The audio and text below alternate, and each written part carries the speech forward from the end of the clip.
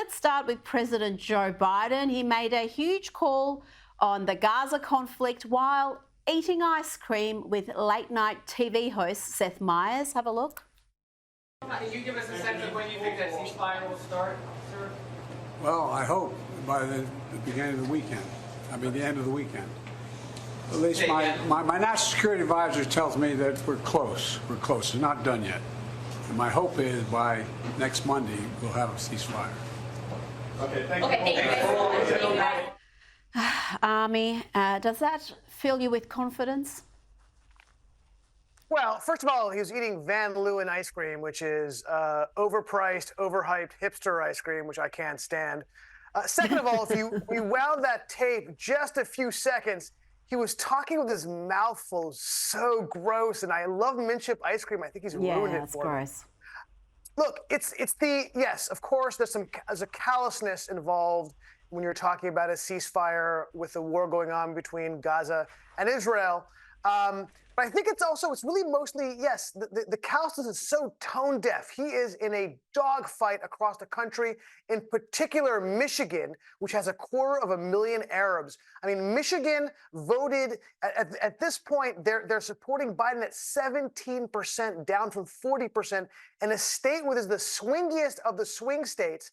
And the Arab population in Georgia and Pennsylvania, two more really important states, the Arab population makes up, it's a larger population than his margin of victory. So just tone deaf in terms of dealing with a situation that has already been a significant drag and problem for him in the polls. So yeah, it didn't seem to make much sense to handle it that way. Ami, he also, in between mouthfuls of ice cream, talked about visiting the southern border. That's where his administration has lost complete control. More than 7 million have come in illegally during that time. Let's have a listen.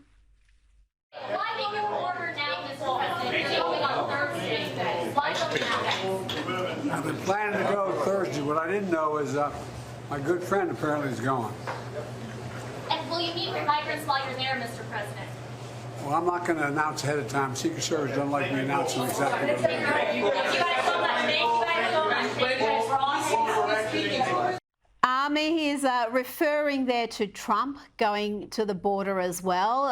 Is he going to now delay his trip because Trump is visiting the southern border? Well, first of all, I'll take your word for what he said. I couldn't understand a word of what that guy was saying in that clip. God, he's barely with us these days. Does it matter, really? Rita, there's nothing he could do at this point to salvage his standing when it comes to the American people and the border. He can delay. He can go. It doesn't matter. It all looks performative. Like he's showing up now. The Americans understand what's going on. He's just doing a dance because he is so underwater on the single most important issue facing our country today. The most important issue by polling data that people care about is immigration and the border. He is down by it's like 70-30, Rita.